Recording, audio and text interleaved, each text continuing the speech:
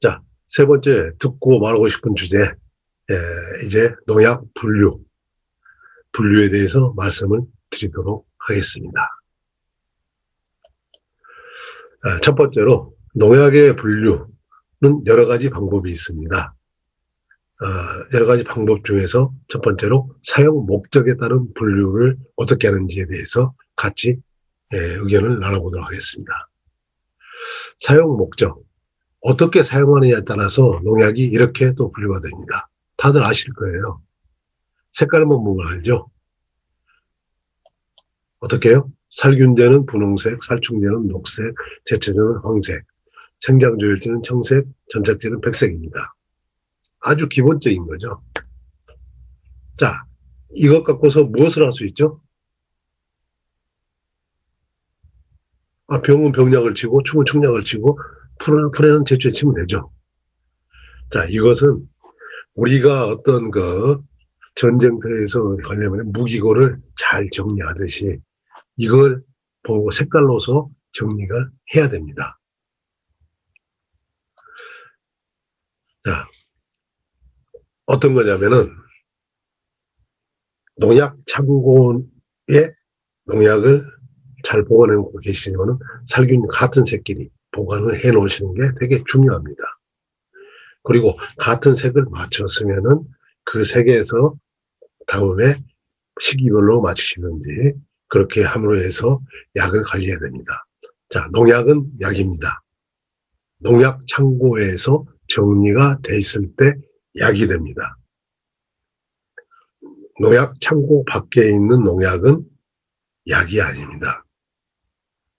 독입니다.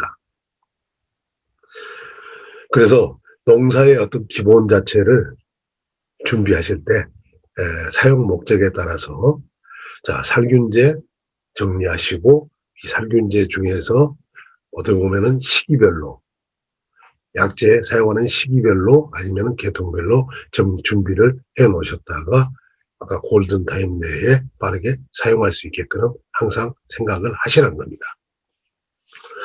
자, 살균, 살충, 제초제 이건 다 아시죠?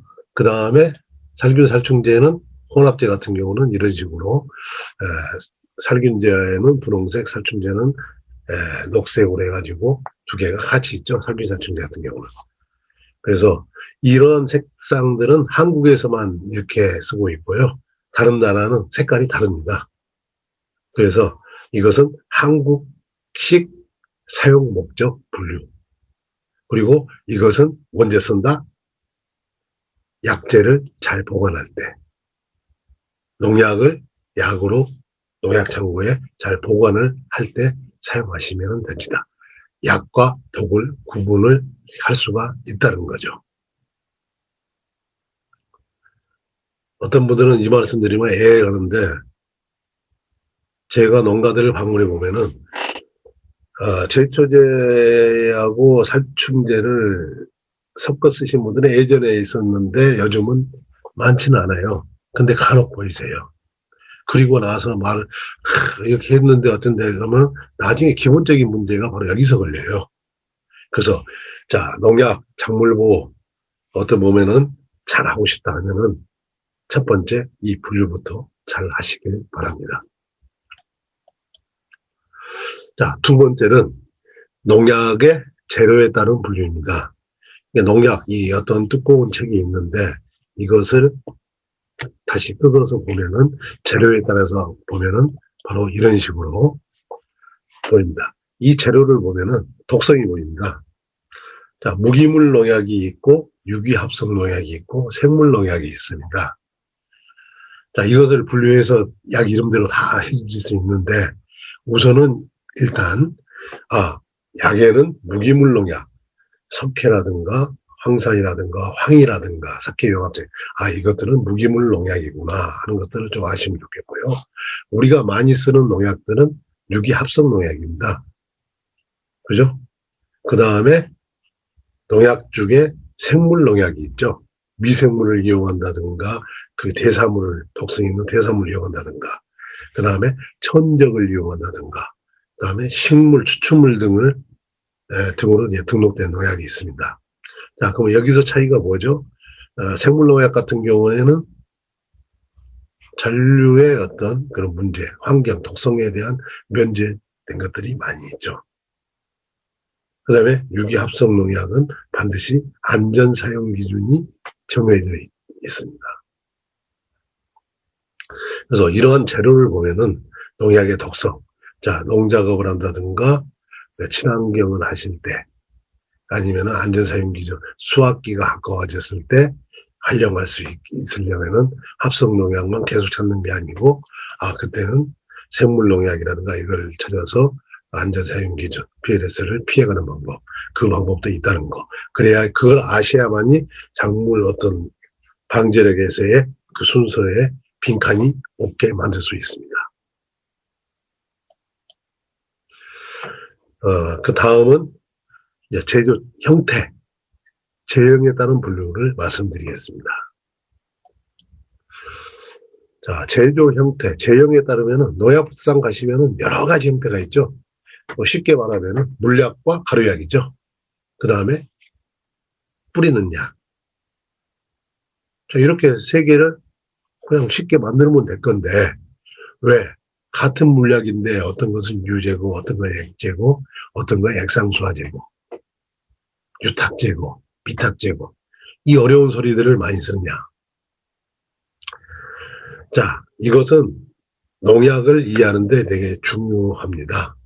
자, 농약을 우리가 미사일로 보고요. 탄두를 농약 원재로 보시면 됩니다.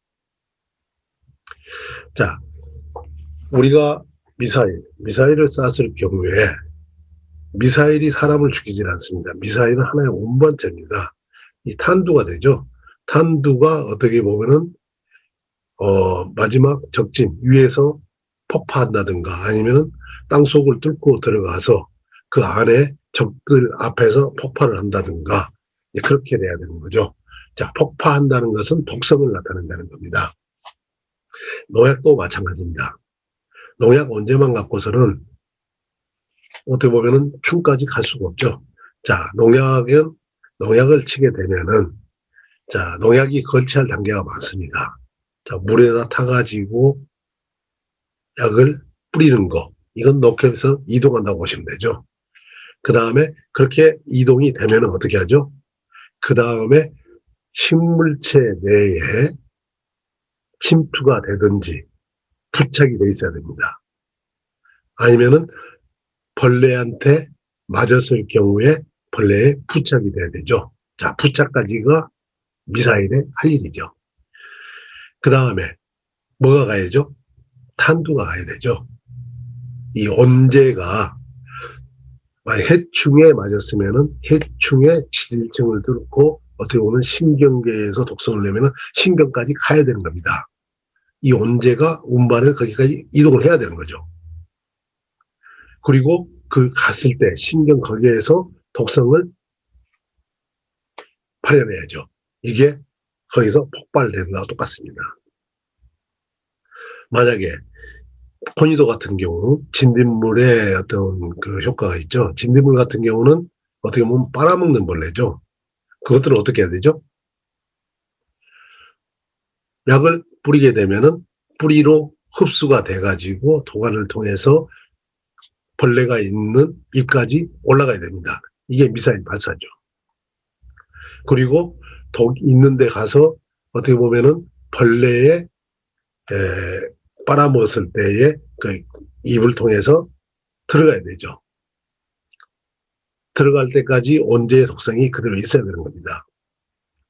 들어가서 신경계라든가 여러 가지 내부에서의 거기서 독성을 발현을 해줘야지 해충이 죽는 겁니다.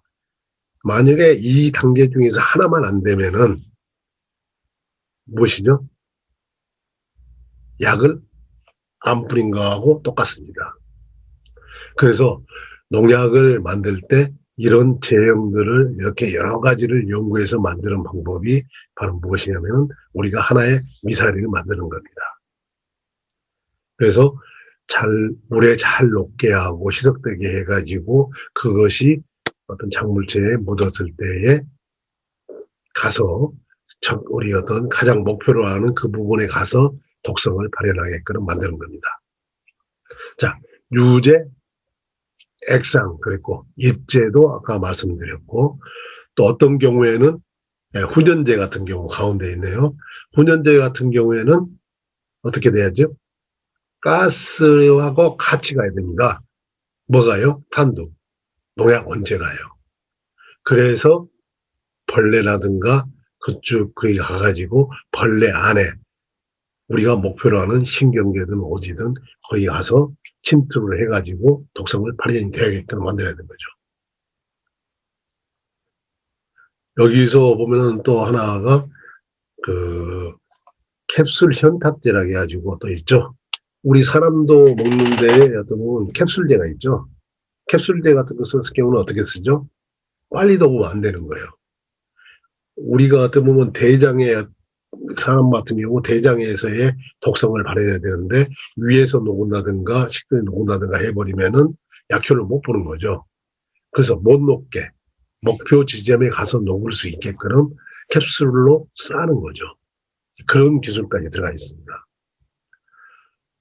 그 다음에 여기 보면 도포제 같은 경우 있죠. 아마 올동기니까 전정이나 전지하시고 아마 자른 부위에다가 우리가 도포제 같은 경우를 바르기도 하죠.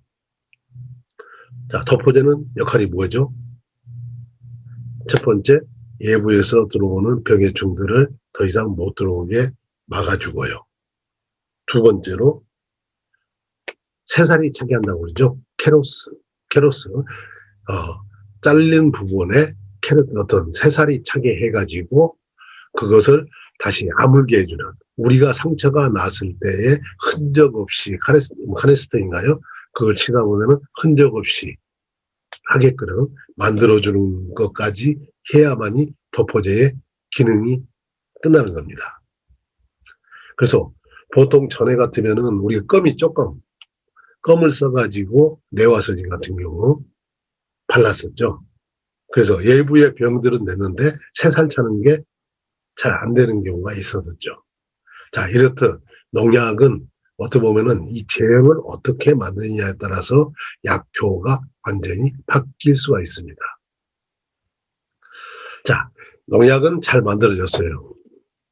그러면은 아까 미사일을 쏴야 되겠죠. 자, 날아가는 부분 부착까지 해주는 것은 누가 해주느냐? 뿌려는 줘야 될 거 아니에요. 바로 사용자들이 이걸 골고루 뿌려주시는 것이 되게 중요합니다. 자, 저는 자꾸 질문합니다. 약을 치셨습니까? 근데 약을 쳤대요. 근데 약을 친 다음에 제가 가서 보니까 약이 안 묻었어요. 자, 약이 안 묻어 있으면 약을 친 걸까요? 농약이 제 특성을 발현할 수 있을까요? 안 됩니다. 바로 우리 사용자들이 해야 될 의무. 아무리 좋은 약이, 좋은 미사일이 있으면 뭐합니까? 가서 골고루 뿌려주고 충분히 묻게.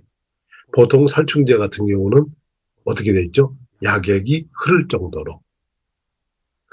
자, 그러면은 요즘은 SS기라든가 기계들을 많이 쓰죠.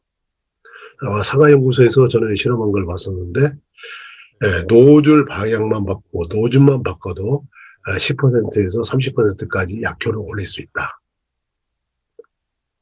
이걸 거꾸로 이야기하면은 30%더 나올 수 있었는데 약은 능력이 있는데 우리 사용자가 약을 골고루 못 뿌려서 된다는 거죠. 자, 우리의 할 일, 이 제형을 어떻게 보면은 제형이 잘 돼 있으면은 자, 우리가 할 일은 골고루 묻혀주는 거. 골고루 묻히기 위해서 내가 어떻게 할 것인가에 대해서 한번 생각해 보는 것이 되게 중요할 걸로 보고 있습니다. 자, 오늘도 시간이 길어지는데 오늘은 여기서 일단 3번까지 하고 이어서 제가 이번 주 좀 다음 편으로 넘기도록 하겠습니다. 네, 여러분 감사합니다.